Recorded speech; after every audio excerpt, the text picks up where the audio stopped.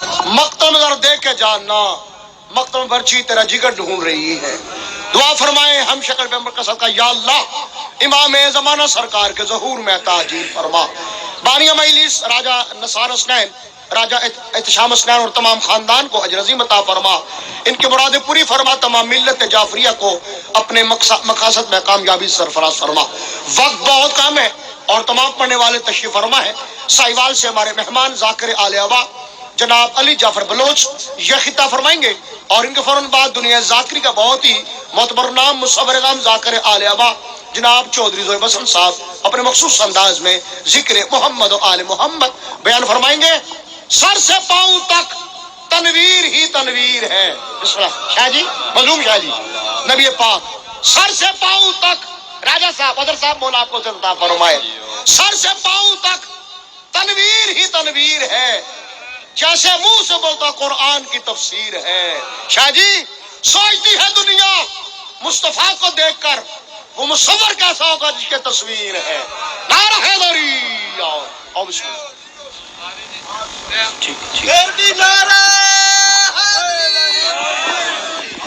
نعرہ تکبیر، سب بولو نعرہ تکبیر، نعرہ رسالت، ہر بندہ بولے نعرہ رسالت، نعرہ حیدری، نہیں سارے اچھا حیدری، صلوات بآواز بلند لگ۔ اعوذ باللہ من الشیطان اللعین الرجیم، بسم اللہ الرحمن الرحیم، الحمدللہ الواحد الاحد الصمد الذی لم یلد ولم یولد ولم یکن لہ کفوا احد، والصلاة والسلام علی اول العدد والعبد المعید المصطفى الامجد والمحمود الاحمد ابی القاسم محمد۔ الحمدللہ الذی جعلنا من المتمسکین بولایت امیر المومنین علی بن ابی طالب علیہ السلام۔ اما بعد فقد قال رسول اللہ صلی اللہ علیہ وآلہ وسلم، بسم اللہ الرحمن الرحیم، زینوا مجالسکم بذکر علی ابن ابی طالب علیہ السلام، صلوات۔ بسم اللہ۔ اجازت ہے گفتگو شروع کی جائے۔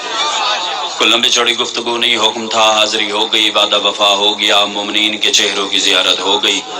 بغیر تمہید کے، بغیر وضاحت کے، بغیر تفصیل کے پہلا فکرہ فضائل کا، اور 2 سے 3 جملے میں نے فضائل کے پڑھنے ہیں۔ آپ لوگوں کے سامنے بندہ نے آیا ہے تو میں پہلا فکرہ پڑھ کے آپ لوگوں کا معیار سماعت چیک کرتا ہوں، اور اس فکرے پہ جتنا جس بندے کا دل کرے تائید کے لیے ہاتھ اٹھائے۔ ابھی آپ نے سوچنا ہے اور میں نے ممبر چھوڑ دینا ہے۔ پوری توجہ، الحمدللہ جانتا ہوں کس وقت میں کتنا پڑھنا چاہیے۔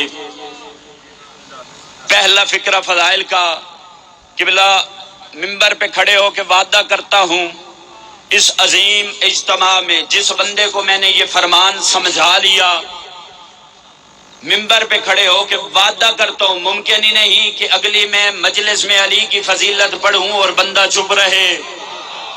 چھٹا تاجدار ولایت ممبر پہ تشریف فرما تھے، امام نے سر اٹھایا، سامنے شیعہ بیٹھے تھے، امام نے فرمایا ہمارے شیعوں، ہمارے ماننے والوں، ہمارے ساتھ ایک معاہدہ کر لو، ہمارے ساتھ ایک ایگریمنٹ کر لو۔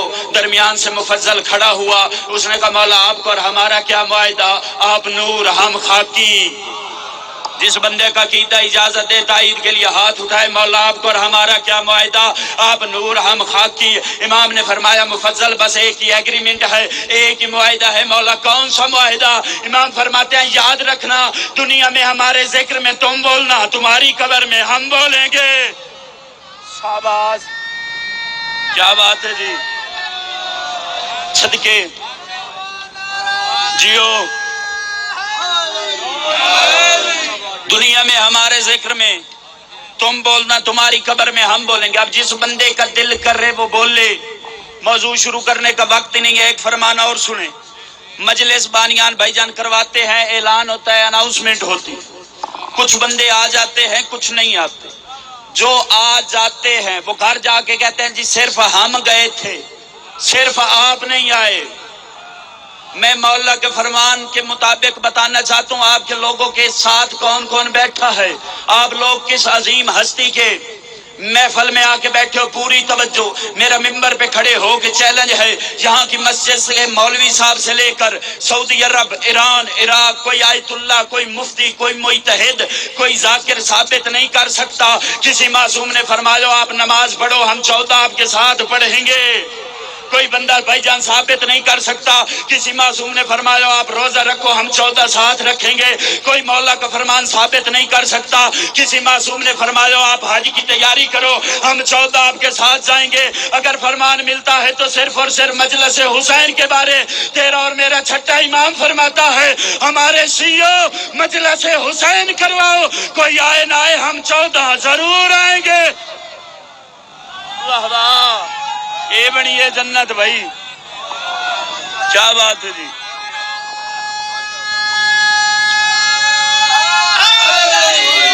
یا علی علیہ السلام، کوئی آئے نہ آئے ہم 14 ضرور۔ مجلس ہو گئی۔ میں نے یہیں پہ ایک دو فرمان پڑھ کے آپ لوگوں سے دعا لے لینی، موضوع کا وقت ہی نہیں ہے کہ موضوع پڑھیں، پھر کسی دن انشاءاللہ تفصیلاً حاضری ہوگی۔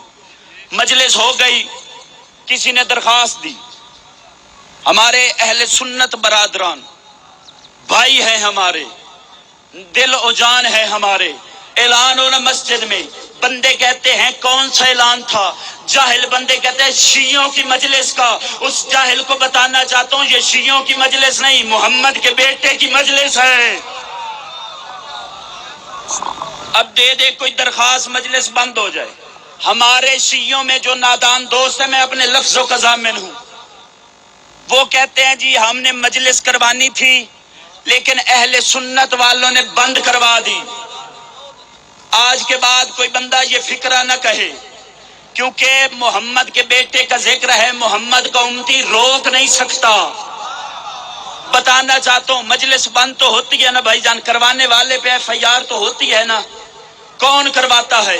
میں مان لیتا کربلا سے پہلے فرقے تھے، جس بندے کا ذہن طبیعت عقیدہ اجازت دے وہ بولے میرے ساتھ۔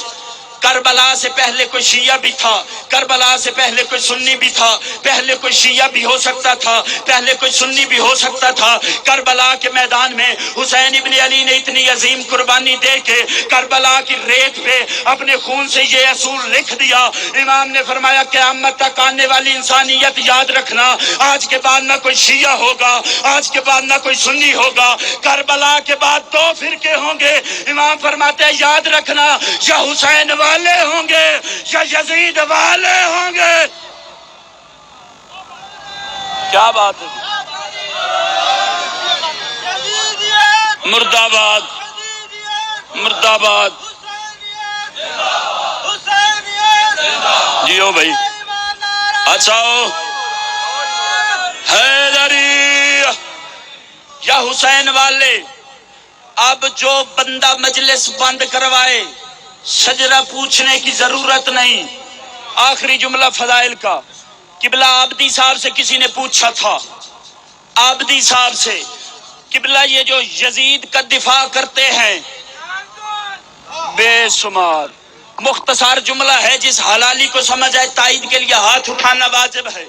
قبلہ یہ جو یزید کا دفاع کرتے ہیں ان کے بارے آپ کی کیا رائے ہے؟ عابدی صاحب نے تاریخی جملہ کہا، عابدی صاحب نے کہا خاموش ہو جا، اولاد پہ باپ کا دفاع واجب ہے۔ کیا بات ہے جی، جیو صدقے اے بڑی ہے جنت بھائی، اولاد پہ باپ کا دفاع واجب ہے۔ پتہ نہیں بندوں نے کیا کیا منوانا شروع کر دیا، وہ اسے بھی مان لو، فلاں کو بھی مان لو، فلاں کو بھی مان لو۔ میں اسے پنڈال میں کھڑے ہو کے اتنے ویڈیو کیمرے کے سامنے بتانا چاہتا ہوں، ہم سے صحابہ منوا، دشمن بطول نہ منوا۔ نہ مولانا آپ یہیں پہ ہاتھ رکھنا، میں 4 سطریں پڑھتا ہوں. بندے کہتے ہیں فلاں کو مان لو، فلاں کو مان لو. میں کہتا ہوں ہم مان لیں گے، ہماری ایک شرط ہے. شاعر نے قلم اٹھایا، شاعر کہتا ہے مقام میں برگ یہ ہے کہ پھول راضی ہو، مقام میں برگ یہ ہے کہ پھول راضی ہو. وہ کتنا خوش نصیب ہے جس سے رسول راضی ہو. کہو گے جسے جسے مانوں گا رضی اللہ، مگر شرط یہ ہے پہلے بطول راضی ہو. کیا بات ہے جی.